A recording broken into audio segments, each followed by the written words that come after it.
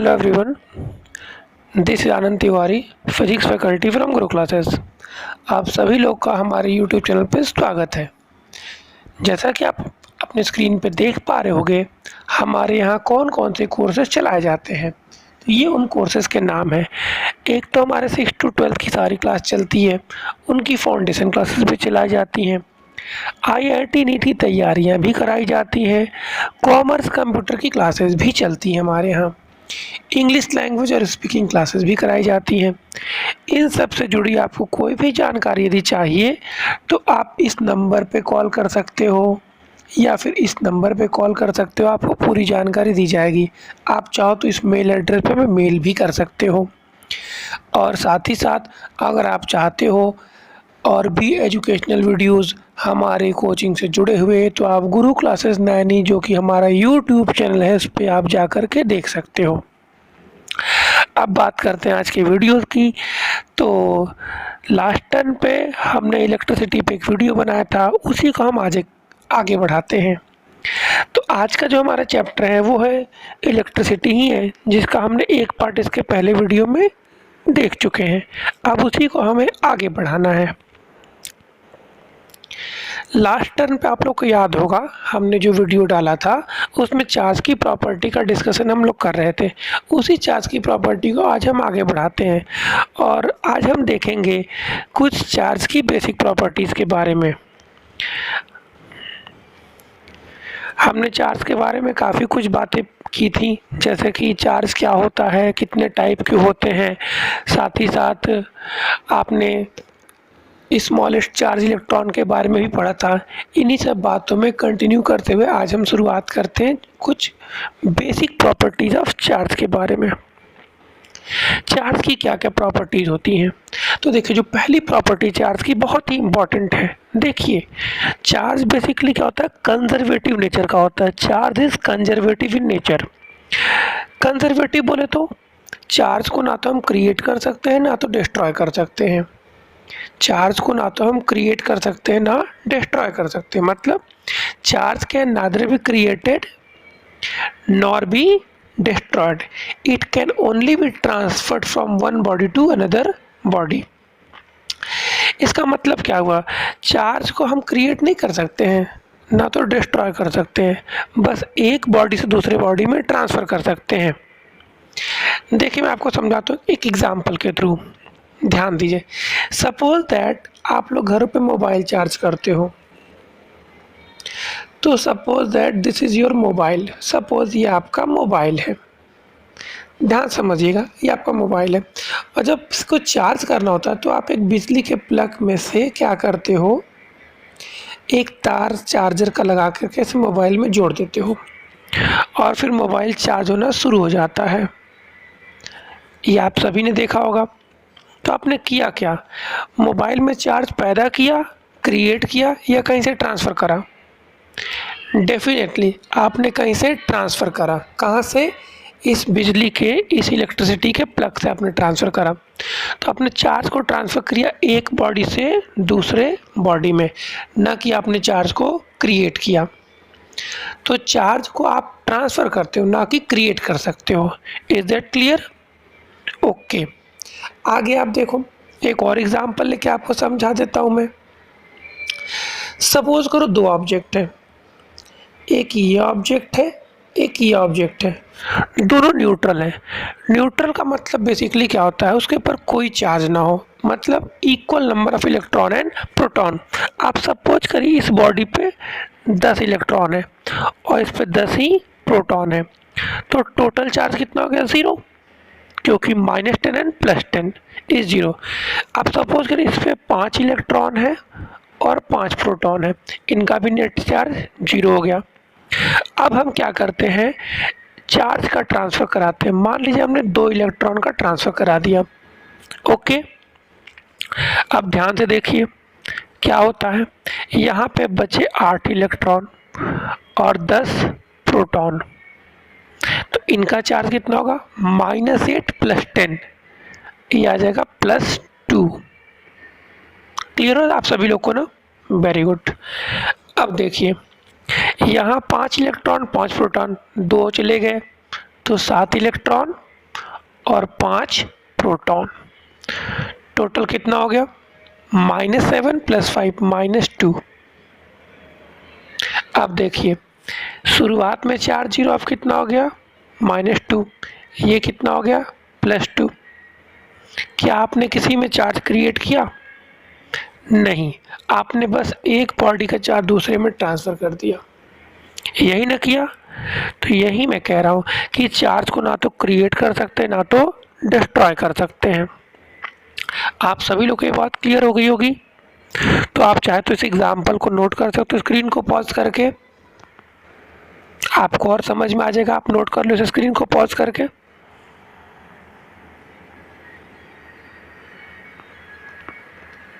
Note कर लिया आप सभी लोगों ने? चलिए आगे बढ़ते हैं। चार्ज की अगली प्रॉपर्टीज के बारे में हम लोग जानते हैं।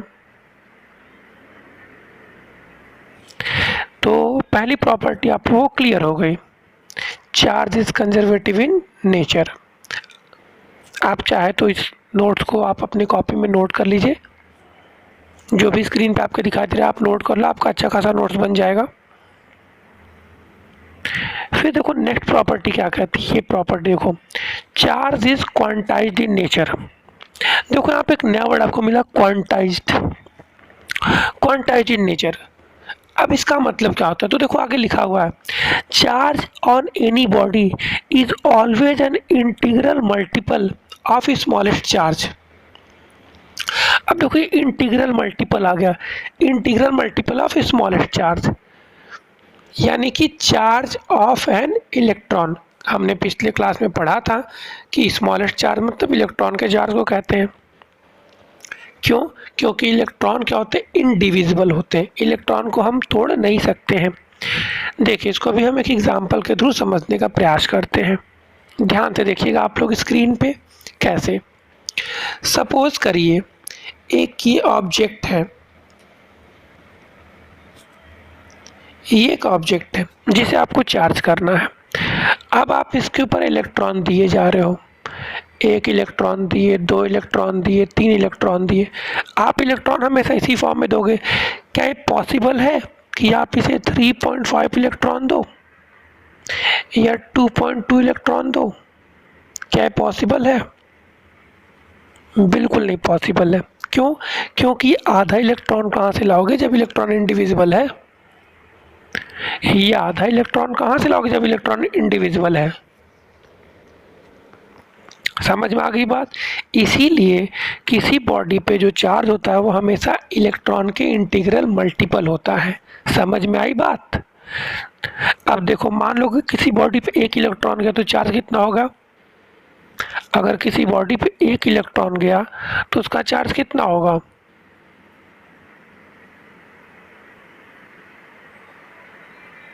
बताइए।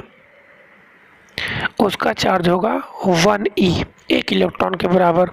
2 इलेक्ट्रॉन गए तो 2e, 3 गए तो 3e, ऐसे अगर n इलेक्ट्रॉन गए तो ne चार्ज होगा। और चार्ज को हम किससे डिनोट करते हैं? q से डिनोट करते हैं। q इक्वल टू ne, ये आ गया एक आपका formula, q equal to ne। किसी भी बॉडी पे चार्ज पता करने का, उसके ऊपर इलेक्ट्रॉन निकाले गए हों या दिए गए हों, नंबर ऑफ इलेक्ट्रॉन अगर हमें पता है तो हम निकाल सकते हैं। और e क्या होता है? इलेक्ट्रॉन। हमने पिछले क्लास में पढ़ा था 1.6 इंटू 10⁻19 कूलम। ये फॉर्मूला आप लोग चाहे तो नोट कर सकते हो। वैसे पिछले स्लाइड में इसका लिखा हुआ है, मैं ओपन कर देता हूँ। देखिए सेकेंड प्रॉपर्टी जो लिखी गई है आप चाहो तो नोट कर सकते हो।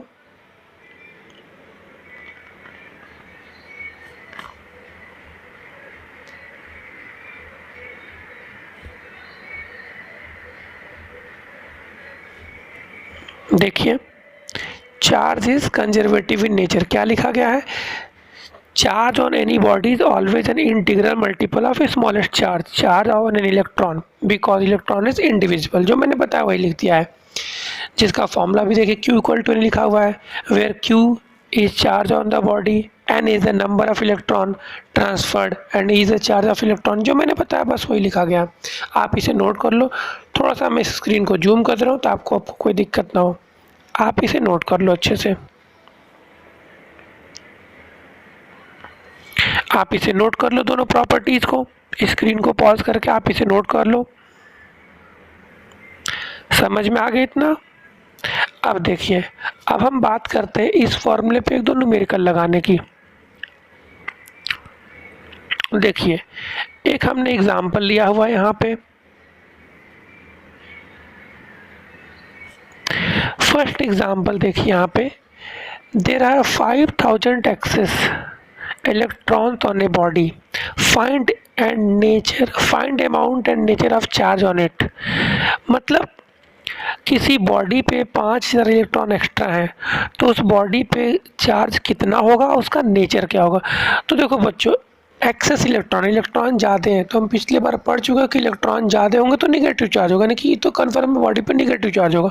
अब कितना होगा ये निकाल लेते हैं। तो हमने अभी फॉर्मूला पढ़ा है Q is equal to n into e. क्या पढ़ा है? Q equal to n into E.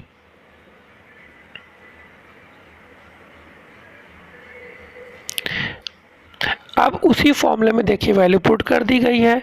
n की जगह 5000, e की जगह जो इलेक्ट्रॉन का चार्ज होता है पुट कर दिया गया। इसको सॉल्व करने पे आ गया 8 into 10⁻⁻6 coulomb negative charge. Clear है सबको?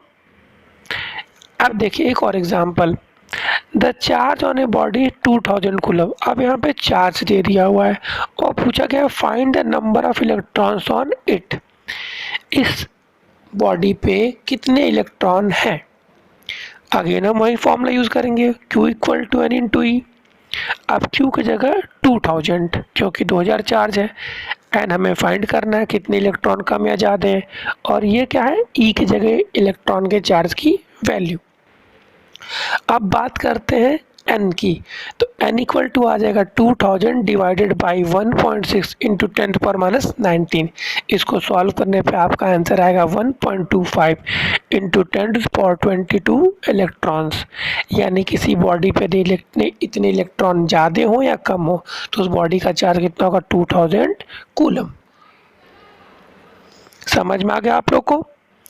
दोनों एग्जाम्पल आप लोग नोट कर लीजिए, बहुत अच्छे एग्जाम्पल है दोनों, नोट करिए दोनों एग्जाम्पल आप लोग।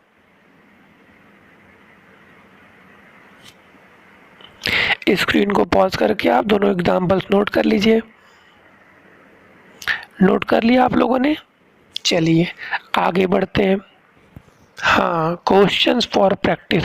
अब आपने सीख लिया दो न्यूमेरिकल, तो अब यहाँ पे आपके लिए ये होमवर्क दिया जा रहा है, क्वेश्चंस फॉर प्रैक्टिस। ये आपका होमवर्क है HW। आप इन तीनों क्वेश्चन को लगाने की कोशिश करिए। पहला क्वेश्चन क्या है, find the number of electrons in 1 coulomb of charge. Second, 40 millions of electrons are transferred from body A to body B. Find the nature and charge on both bodies. Third question is, the charge on a body is plus 3.2 into 10⁻⁸ coulomb. Find the number of electrons missing from the body. ये तीन question आप लोगों को लगाने हैं, और again मैं वही बात करूँगा, इनके आंसर आपको कमेंट में ज़रूर लिखने हैं। ज़रूर लिखने हैं मतलब ज़रूर लिखने हैं। आप लोग वीडियो देखते हो, रिस्पॉन्ड करोगे, तभी हमें आगे वीडियो के लिए इंस्पिरेशन मिलेगी आप ही लोगों से। तो इन तीनों क्वेश्चन को सॉल्व करके या तो कमेंट बॉक्स पे, या तो अगर आपके पास कोचिंग का व्हाट्सअप नंबर है उस पर इसके आंसर सेंड कर सकते हो, ताकि हमें पता चल जाए कि आप पढ़ रहे हो और क्वेश्चन को लगा रहे हो। और हाँ, जो भी इस क्वेश्चन का सही आंसर देगा तीनों का, अगले वीडियो में उन लोगों के नाम अनाउंस किए जाएंगे। ये एक रिवॉर्ड होगा। जो भी इन क्वेश्चंस के, तीनों क्वेश्चंस के सही आंसर देगा, उनको नेक्स्ट वीडियो में उनका नाम अनाउंस होगा। नेक्स्ट वीडियो में नेम उनका बताया जाएगा। ओके, तो इसका आंसर मैं सभी लोगों से चाहता हूँ कि जो भी ये वीडियो देखे इसका आंसर ज़रूर दे, ताकि आप लोग को पढ़ाई करने में और मज़ा आए। तो इन सब का आंसर आप लोग इसी वीडियो में आगे ज़रूर लिखिएगा। तब तक हम बढ़ते अगले टॉपिक की ओर। हमारा जो अगला टॉपिक है वो देखिए, चार्ज की प्रॉपर्टी का ही कंटिन्यूएशन है। लिखा हुआ है, similar charges repel each other where opposite charges attract each other.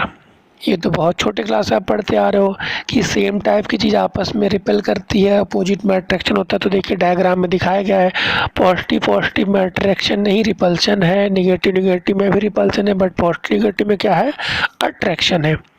Same charge के बीच अट्रैक्शन, अपोजिट के बीच रिपल्शन। सही कहा? ध्यान से सुनिए मैंने क्या बोला, सेम के बीच रिपल्सन होता है और अपोजिट के बीच अट्रैक्शन। याद रहेगा? इसे भी आप लोग कॉपी में नोट कर लीजिए, बहुत सिंपल सी है, नोट्स बनाते रहिए ताकि आपका चैप्टर कंप्लीट होता रहे। Similar charges repel and opposite charges attract. अब नीचे आप लोग ध्यान दीजिए, एक नोट करके पॉइंट हुआ है, बहुत ही important point. If the difference of magnitude of charges is very large, then similar charges do also attract. Similar charges और attract भी ये क्या बात हुई? थोड़ा तो कंफ्यूजिंग है, बट इट्स नॉट कंफ्यूजिंग। आप ध्यान समझिए, मैं इसे समझाता हूँ अगेन एग्जाम्पल के थ्रू।